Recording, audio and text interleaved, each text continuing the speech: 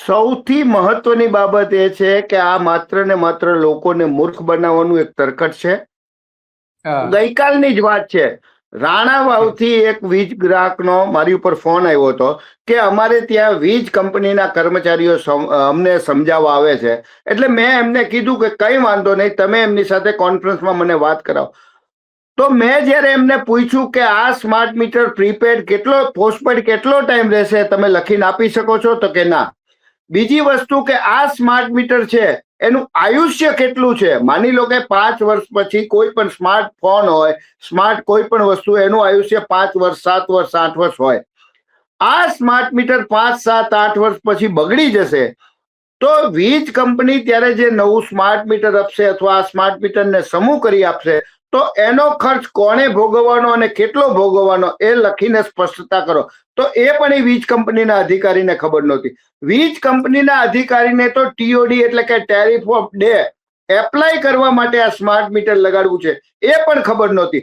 જો વીજ કંપનીના અધિકારીઓ, વીજ કંપનીના જે કોન્ટ્રાક્ટરો અને વીજ કંપનીના નાના કર્મચારીઓ કે જે મોટા મલ્લાઓના ઈશારે સ્માર્ટ મીટર નાખે છે એમને પણ ખબર ન હોય તો આ ભોળા વીજ ગ્રાહકોને ખબર ન હોય, બહુ સ્વાભાવિક છે.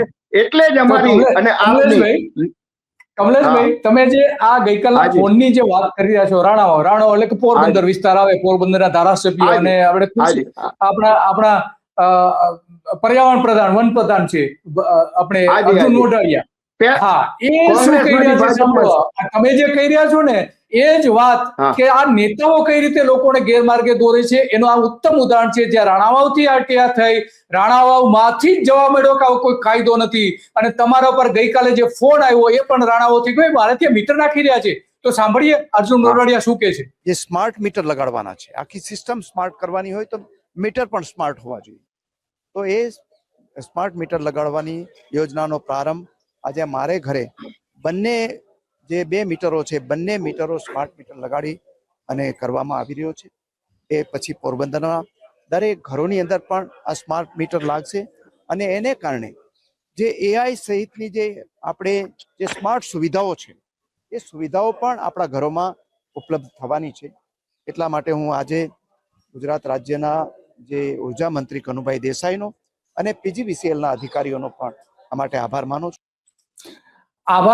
હવે આ એ જ અર્જુન મોઢવાડિયા છે કે જે અગાઉ સરકારની આવી જ બાબતો ઉપર સતત ટીકા કરતા આવ્યા છે.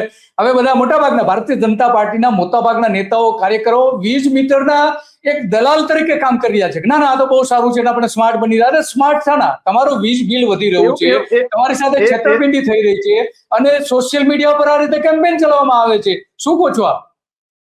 તમે સમજો એ ભાજપના આગેવાનો, ભાજપના કાર્યકરો પણ લોકોને મૂર્ખ બનાવે છે. જો ખરેખર ભાજપના અર્જુનભાઈ મોઢવાડિયા મંત્રી શ્રી ખરેખર સ્માર્ટ મીટર માટે જે કહે છે વાસ્તવિકતા હોય તો હું આપના માધ્યમથી ભાજપના તમામ લોકોને કહું છું કે ગુજરાતમાં ભાજપના જેટલા સંસદ સભ્ય છે, રાજ્યસભાના સભ્ય છે, ધારાસભ્ય છે, મિનિસ્ટર છે, જિલ્લા પંચાયતના સભ્ય, તાલુકા પંચાયતના સભ્ય, નગરપાલિકાના સભ્ય, ગ્રામ પંચાયતના સભ્ય, ભાજપના સંગઠનના હોદ્દેદારો એ તમામને ત્યાં સ્માર્ટ મીટર લગાડી દે અને અર્જુનભાઈ અને ભાજપના પ્રદેશ પ્રમુખ એફિડેવિટ કરે કે અમારા તમામ સંગઠનના હોદ્દેદારો એક ભાજપનો ખેસ પહેરનારના ઘરે સ્માર્ટ મીટર લાગી ગયું છે. પછી એ સ્માર્ટ મીટરના વખાણ કરે અથવા તો લોકોને મૂર્ખ બનાવવા નીકળે એવી અમારી સ્પષ્ટ વાત છે. એટલે આ લોકો માત્ર ને માત્ર લોકોને મૂર્ખ બનાવે છે. પોતાને ત્યાં સ્માર્ટ મીટર 2-3 દાખલા આપવા પૂરતા લગાડ્યા છે. આજે પણ ગુજરાતના મોટા ભાગના ધારાસભ્યોને ત્યાં સ્માર્ટ મીટર લગાડેલું નથી. આ તો માત્ર ને માત્ર આમ પ્રજાને લૂંટવા માટેનું એક માત્ર તરકટ છે. બીજી અતિ મહત્વની બાબત જે કદાચ આજે તમારા ધ્યાનમાં નવી આવશે, જ્યારે સ્માર્ટ મીટર તમામ વીજ કંપનીઓ દ્વારા કે 500 યુનિટ થી વધારે વીજ વપરાશ ધરાવતા વીજ ગ્રાહકને ત્યાં સ્માર્ટ મીટર નાખવું, પરંતુ 500 યુનિટ થી વધારે વીજ વપરાશ માસિક વાપરતા તમામ લોકો આર્થિક સંપન્ન હોય એટલે ઉચ્ચ મધ્યમ વર્ગ હોય એ તમામ જગ્યાએ વીજ મીટર નાખવાનો જ્યારે વીજ કંપનીએ પ્રયત્ન કર્યો ત્યારે તેમને નિષ્ફળતા મળી. એટલે હવે તમામ સ્લમ વિસ્તારમાં, નાના વિસ્તારમાં, ઓબીસી ફલાણા ઢીકણા એ વિસ્તાર છે, ત્યાં વધારે પડતા સ્માર્ટ મીટર નાખવાનો પીજીવીસીએલ, એમજીવીસીએલ અને તમામ વીજ કંપનીઓએ પ્રોપેગેન્ડા કર્યો છે, તરકટ કર્યો છે, ગરીબ માણસોને બીવડાવે છે, અભણ માણસોને બીવડાવે છે અને આ પ્રકારે બીવડાવીને સ્માર્ટ મીટર નાખીને પોતાનો ટાર્ગેટ પૂરો કરવાનો પ્રોપેગેન્ડા કરે છે.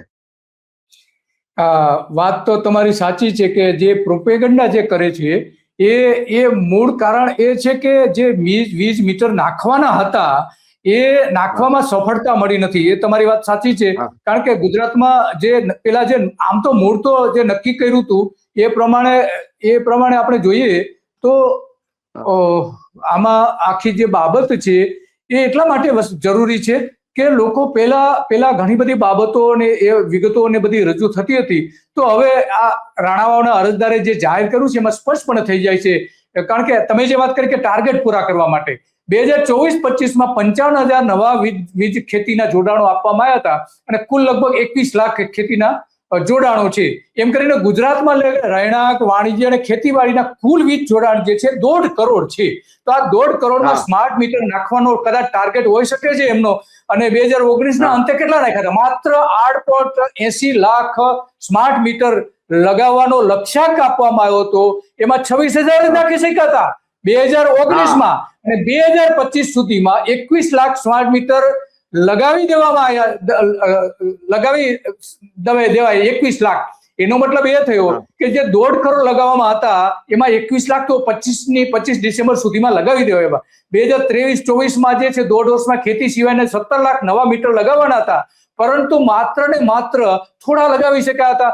મૂળ આનું કારણ એવું જે છે આપણે જોઈએ છીએ કે 11,980 કરોડ રૂપિયા ગ્રાહકોની જે સિક્યોરિટી પડેલી છે એનો જ આમાં ઉપયોગ થાય એવું બની શકે. કારણ કે સરકારે આને 20,000 કરોડ રૂપિયાનું ફંડ આપ્યું છે. 20,000 કરોડ રૂપિયાના નવા મીટર ખરીદવા માટે સરકારે પોતે આ બાબતો સામે ઉભી કરી છે. કારણ કે 2025 સુધીમાં 1.65 કરોડ ગ્રાહકો નવા વીજ મીટર લગાવવાના હતા, લગાવી શક્યા નથી. આ સૌથી મોટી નિષ્ફળતા મળી રહી છે. અને એ તમે જે કહી રહ્યા છો વાત સાચી કે રાજ્ય સરકારે 2023માં જે 20,000 કરોડ રૂપિયા ફાળવેલા એમાં ડીજીવીસીએલ ને 2,400 કરોડ, એમજીવીસીએલ ને 2,000 કરોડ રૂપિયા, પીજીવીસીએલ ને 3,300 કરોડ રૂપિયા, યુજીવીસીએલ ને 2,666 કરોડ રૂપિયા ફાળવવામાં આવ્યા હતા. અને એમાં ઘણા બધા વાપરી પણ નાખ્યા, કારણ કે સ્માર્ટ મીટર તો ખરીદી લીધા છે એમણે. તો આ સ્માર્ટ મીટર નાખીને સરકાર પોતે 500 કરોડ રૂપિયા દર વર્ષે કમાવા માંગે છે એવા આરોપો પણ થઈ રહ્યા છે. એટલે વાત તમારી સાચી છે કે આ મૂળ વીજ કંપનીઓને કમાવા માટેનું આ તરકટ છે. આ ખાનગીકરણ કરી દેવાની વાત આવી રહી છે અને તમે જે કહી રહ્યા છો એ વાત સાચી છે. તો હવે આનો ઉપાય શું લાગે છે કમલેશભાઈ? આનો ઉપાય માત્ર ને માત્ર એક જ છે કે આવનાર સૌથી પહેલી વાત કે આ કારણ શું,